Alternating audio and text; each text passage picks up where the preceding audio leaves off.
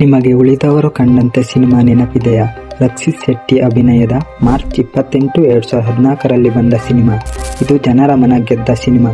Starting ದಿನಗಳಲ್ಲಿ ಇದರ ಬಗ್ಗಿನ ಒಲವು ಕಡಿಮೆನೇ ಇತ್ತು. ಕಾಲಕ್ರಮೇಣ ಕಳೆದಂತೆ ಜನರನ್ನು ಮೋಡಿ ಮಾಡಿತ್ತು. ಕನ್ನಡ ಸಿನಿಮಾದ ಲೆವೆಲ್ ಬದಲಾಯಿಸಿತ್ತು. ಆ ಸಿನಿಮಾ ಮುಗಿದ ಮೇಲೆ ಪ್ರೇಕ್ಷಕರ ಮನದಲ್ಲಿ ಹಲವು ಪ್ರಶ್ನೆಗಳು ಮೂಡುವ ಹಾಗೆ ಮಾಡಿತ್ತು. ಎಲ್ಲರೂ ತಿಳಿದಿದ್ದರು ಇನ್ನು ಪಾರ್ಟ್ 2 ಖಂಡಿತ ಬರುತ್ತೆ, ನಮಗೆ ಮೂಡಿದ ಪ್ರಶ್ನೆಗಳಿಗೆ ಉತ್ತರ ಸಿಗುತ್ತೆ ಅಂತ. ಆದರೆ ರಕ್ಷಿತ್ ಅವರ ಯೋಜನೆಯೇ ಬೇರೆ ಇತ್ತು. 8-9 ವರ್ಷ ಆಯಿತು, ಆದರೂ ಇದರ ಬಗ್ಗಿನ ಸುಳಿವು ಇಲ್ಲ. ಮೂಡಿದ್ದ ಪ್ರಶ್ನೆಗಳು ಕೇವಲ ಪ್ರಶ್ನೆಯಾಗಿಯೇ ಉಳಿದಿದೆ. ಇದಕ್ಕೆ ಕಾರಣ ಏನಿರಬಹುದು? ಪಾರ್ಟ್ 2 ಬಗ್ಗೆ ಇರುವ ಮಾಹಿತಿ ಎಲ್ಲವನ್ನು ಈ ವಿಡಿಯೋದಲ್ಲಿ ನೋಡೋಣ. ಅದಕ್ಕೂ ಮೊದಲು ನೀವು ನಮ್ಮ ಚಾನಲ್ಗೆ ಹೊಸಬರಾಗಿದ್ದರೆ ದಯವಿಟ್ಟು ಸಬ್ಸ್ಕ್ರೈಬ್ ಮಾಡಿಕೊಳ್ಳಿ. ಇದೇ ರೀತಿಯ ಇಂಟ್ರೆಸ್ಟಿಂಗ್ ಮತ್ತು ಹೊಸ ವಿಡಿಯೋಸ್ ನಿಮಗೋಸ್ಕರ ತರ್ತಾ ಇರ್ತೀನಿ. ಅಡಚಣೆಗಾಗಿ ವಿಷಾದಿಸುತ್ತೇವೆ. ತಾಂತ್ರಿಕ ಕಾರಣಗಳಿಂದ ಕಾರ್ಯಕ್ರಮವನ್ನು ಮುಂದೂಡಲಾಗಿದೆ.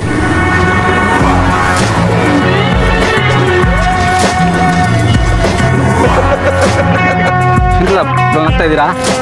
ಶೂಟ್ ಮಾಡಬೇಕಾ? ಉಳಿದವರು ಕಂಡಂತೆ ಸಾಮಾನ್ಯ ಸಿನಿಮಾ ಅಲ್ಲ. ಪ್ರತಿ ಪಾತ್ರದ ಕಣ್ಣು ಮೂಲಕ ಕತೆ ಹೇಳುವ ಸಿನಿಮಾ. ಅದರಲ್ಲೇ ಮಿಸ್ಟೀರಿಯಸ್ ಮತ್ತು ಕುತೂಹಲಕಾರಿ ಪಾತ್ರ ಎಂದರೆ ರಿಚಿ, ರಕ್ಷಿತ್ ಶೆಟ್ಟಿಯ ರೋಲ್. ಚಿತ್ರದ ನಂತರ ಅಭಿಮಾನಿಗಳ ನಿರೀಕ್ಷೆ ಜಾಸ್ತಿ ಆಯಿತು. ಎಲ್ಲರಿಗೂ ಅನ್ನಿಸಿತ್ತು ರಕ್ಷಿತ್ ಶೆಟ್ಟಿ ಬೇಗನೆ ಅದರ ಮುಂದಿನ ಭಾಗ ಮಾಡ್ತಾರೆ ಅಂತ.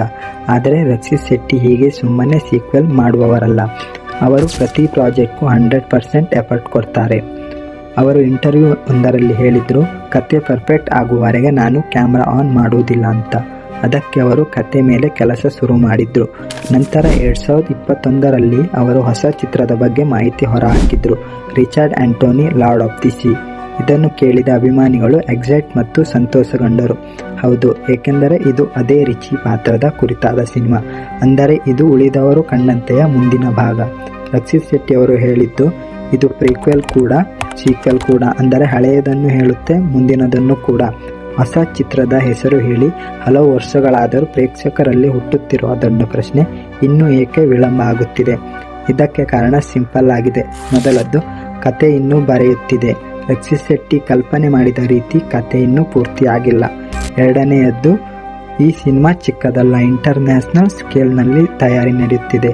ವಿದೇಶ ಸ್ಥಳಗಳಲ್ಲಿ ದೊಡ್ಡ ಸೆಟ್ಗಳು, ಹೊಸ ತಂತ್ರಜ್ಞಾನವನ್ನು ಮಾಡುತ್ತಿರುವ ಸಿನಿಮಾ ಇದು. ಮೂರನೆಯದು, ಇತರೆ ಪ್ರಾಜೆಕ್ಟ್ಗಳು. ಹೌದು, ರಕ್ಷಿತ್ ಶೆಟ್ಟಿ ಕೇವಲ ಒಬ್ಬ ನಟ ಅಲ್ಲ, ಅವರು ನಿರ್ಮಾಪಕ, ನಿರ್ದೇಶಕ ಕೂಡ ಹೌದು. ಅಷ್ಟು ಕೆಲಸದ ಮಧ್ಯೆ ರಿಚರ್ಡ್ ಆಂಟೋನಿಗೆ ಟೈಮ್ ಕೊಡೋದು ಸ್ವಲ್ಪ ಕಡಿಮೆ ಆಗ್ತಾ ಇದೆ. ಅದಕ್ಕೆ ಪ್ರಾಜೆಕ್ಟ್ ನಿಧಾನವಾಗಿ ಹೋಗ್ತಿದೆ. ರಕ್ಷಿತ್ ಸ್ವತಃ ಹೇಳ್ತಾರೆ, ದೊಡ್ಡ ಕನಸುಗಳನ್ನು ನನಸು ಮಾಡಲು ಸಮಯ ಬೇಕು. ಅವರಿಗೆ ಉಳಿದವರು ಕಂಡಂತೆ ಸಿನಿಮಾ ಅಂದರೆ ಯೂನಿವರ್ಸ್. ಅವರು ಬಯಸೋದು ರಿಚರ್ಡ್ ಆಂಟೋನಿ ಬಂದಾಗ ಅದು ಅಭಿಮಾನಿಗಳ ನಿರೀಕ್ಷೆಗೆ ಮೀರಿ ಇರಬೇಕು ಅಂತ. ಹೀಗಾಗಿ ಪ್ರಾಜೆಕ್ಟ್ ನಿಂತಿಲ್ಲ, ಅದು ಸಾಗುತ್ತಿದೆ. ಹೇಗೆ ಅಂದರೆ, ಊಟ ತಯಾರು ಮಾಡುವಾಗ ಕುಕ್ಕರ್ನಲ್ಲಿ ಸ್ಲೋ ಫೈರ್ನಲ್ಲಿ ರೆಡಿಯಾಗೋ ರೀತಿ. ಟೀಮ್ ಲೊಕೇಶನ್ ನೋಡ್ತಿದೆ, ಕತೆ ಮೇಲೆ ಕೆಲಸ ಮಾಡ್ತಿದೆ. ಸರಿಯಾದ ಸಮಯ ಮತ್ತು ಒಳ್ಳೆ ಪ್ರತಿಫಲಕ್ಕೆ ರಕ್ಷಿತ್ ಶೆಟ್ಟಿ ಅವರು ಕಾಯ್ತಾ ಇದ್ದಾರೆ. ನನಗೆ ಅನ್ನಿಸೋ ಪ್ರಕಾರ ಕೆಲವು ವರ್ಷಗಳಲ್ಲಿ ನಾವು ರಿಚರ್ಡ್ ಆಂಟೋನಿನ ನೋಡಬಹುದು. ಹಾಗೂ ಉಳಿದವರು ಕಂಡಂತೆಯ ರಹಸ್ಯಗಳು ಕೂಡ ಬಯಲಾಗುತ್ತೆ. ಇದೇ ಕಾರಣ ಉಳಿದವರು ಕಂಡಂತೆಯ 2ನೇ ಭಾಗ ಇನ್ನೂ ಬರಲಿಲ್ಲ ಅನ್ನೋದು. ಒಳ್ಳೆಯದಕ್ಕೆ ಟೈಮ್ ಬೇಕು ಅಂತ. ಆ ಸಮಯಕ್ಕಾಗಿ ನಾವೆಲ್ಲ ಪ್ರೇಕ್ಷಕರು ಎದುರು ನೋಡ್ತಿರೋದು. ಇನ್ನು ಇದರ ಬಗ್ಗಿನ ನಿಮ್ಮ ಅನಿಸಿಕೆ ಏನು? ರಿಚರ್ಡ್ ಆಂಟೋನಿ ಯಾವಾಗ ಬರುತ್ತೆ ಅಂತ ಕಾಮೆಂಟ್ನಲ್ಲಿ ಹೇಳಿ. ಮುಂದಿನ ವಿಡಿಯೋದಲ್ಲಿ ಮತ್ತೆ ಭೇಟಿಯಾಗೋಣ. ಯಾರು ಬೇಕಾದ್ರೆ ಬರಲಿ, ಇವನೊಬ್ಬ ಬೇಡ ಮಾರ್ರಿ.